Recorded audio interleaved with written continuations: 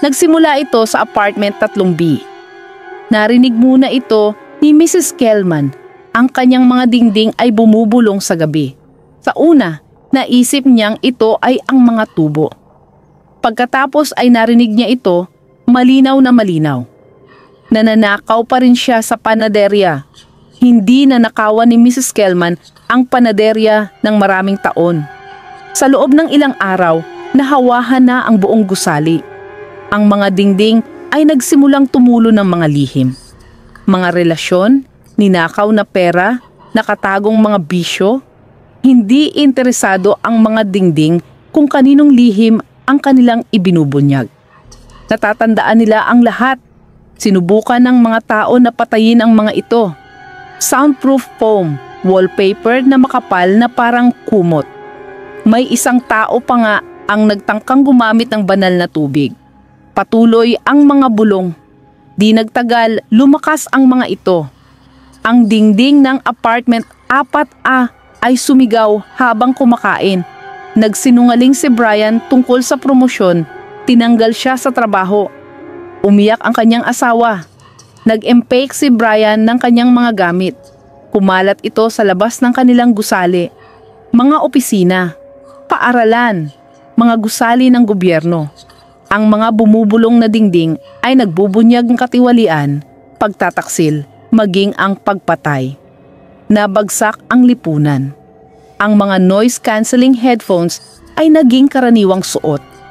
Nagsusuot din ang mga tao ng mga piring sa mata. Umaasang kung hindi nila nakikita ang mga dingding, hindi nila maririnig ang mga ito. Hindi gumana.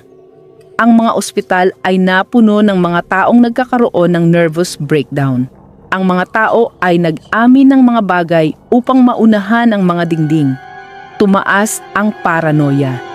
Ang mga kasal ay naghiwalay. Ang mga politiko ay nagbitiw sa kahihiyan. Ang papa ay nagretiro na may bulong. Hindi ko kailanman pinaniwalaan ang alinman dito. Nagbayad ang 1 bilyonaryo sa mga siyentipiko upang bumuo ng tahimik na pintura. Gumana ito sa loob ng 1 araw. Pagkatapos ay lumakas ang mga dingding. Nabuo ang isang paglaban. Tinawag nila ang kanilang sarili na The Blank. Kalbo ang mga ulo, nakatira sa labas ng grid, nagsasalita lamang sa sign language na papalibutan ng mga white noise machine. Ngunit alam pa rin ng mga dingding, kahit ang mga itinayo nila mismo. Iniisip niyang umalis araw-araw, bulong ng isang dingding ng tolda sa isang babae habang natutulog. Kinaumagahan, sinaksak niya ang kanyang kapareha. Sa kalaunan, nagtanong ang isang tao, paano kung hindi ang mga dingding ang problema? Paano kung tayo? Isa pang kilusan ang sumibol. Ang clean voice. Nagsagawa sila ng radikal na katapatan. Walang kasinungalingan, walang lihim. Sinabi nila ang kanilang mga kasalanan bago pa man magawa ng mga dingding. Umunlad ang ilang tao. Ang iba ay gumuho sa bigat ng ganap na pagbubunyag. Isang bata ang ipinanganak sa isang tahimik na silid. Ang mga dingding sa paligid niya ay hindi kailanman nagsalita. Ang ilan ay naniniwala na siya ang sagot. Ang iba ay tinawag siyang katapusan. Lumaki ang bata. Nakinig ang mundo. Gayunpaman, nagbulong pa rin ang mga dingding, mas mahina ngayon. Nagsimulang tumira ang mga tao sa mga hardin, sa mga bahay na salamin na may bukas na pinto.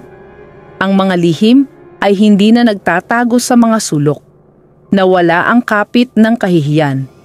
Ngunit sa mga guho ng isang lumang bangko, malayo sa mga bagong lungsod, isang basag na marmol na dingding ang naghihintay. Sa gabi, binubulong nito ang mga pangalan ng mga taong nagtangkang sunugin ito. At isang araw, nagsabi ito ng isang bagong bagay. Hindi nila kailanman natagpuan ang pinakamasamang lihim. Nasa labas pa rin ito. Naghihintay. Walang nakatulog ng gabing iyon. Ang mga dingding ay ngumiti at patuloy na nagsasalita. Damhin ang kaba, damhin ang takot, damhin ang kilabot.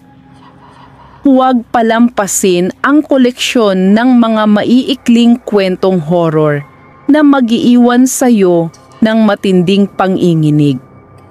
Mag-subscribe para sa isang nakakapanindig balahibong karanasan.